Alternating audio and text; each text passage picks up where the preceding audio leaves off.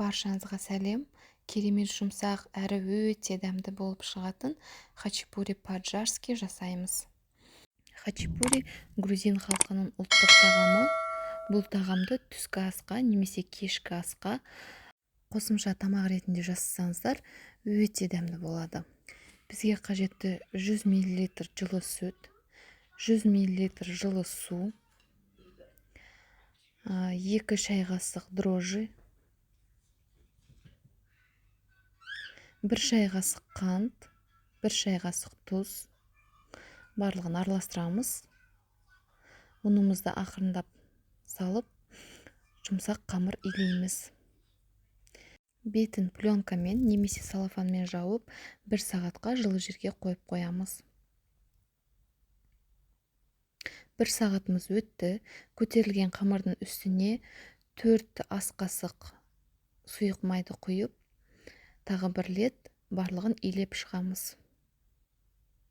Бетін жауып, жарты сағатқа қоямыз. Үстелімізге біраз ұн сеуіп, көтерілген қамырымыздан мен сияқты 1 үлкен хачапури жасасаңыздар болады, немесе 2-ге бөліп, 2 кішілеуді жасасаңыздар болады. Ең алдымен жұқалап жайып шығамын. Алдын ала духовкамды қыздырып қоямын.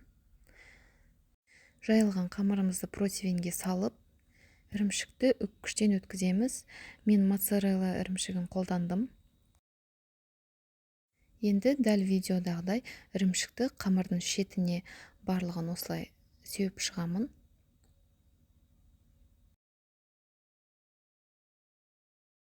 Себілген ірімшігімізді осылай қамырдың шетімен жауып, қаттырақ қысамыз.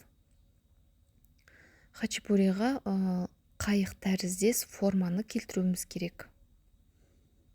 2 жақ ұшын осылай біраз ораймыз. Шет-шетін біраз жөндеп жібересіздер. Қалған ірімшігімізді ортасына салып шығамыз. 180 градуста қызып тұрған духовкаға 20 минуттай пісіріп аласыздар. Әдемілік үшін мен шетін жұмыртқаның сарысымен жағып шықтым. 20 минуттай уақытымыз өтті. Осылай өте әдемі болып пісіп шықты.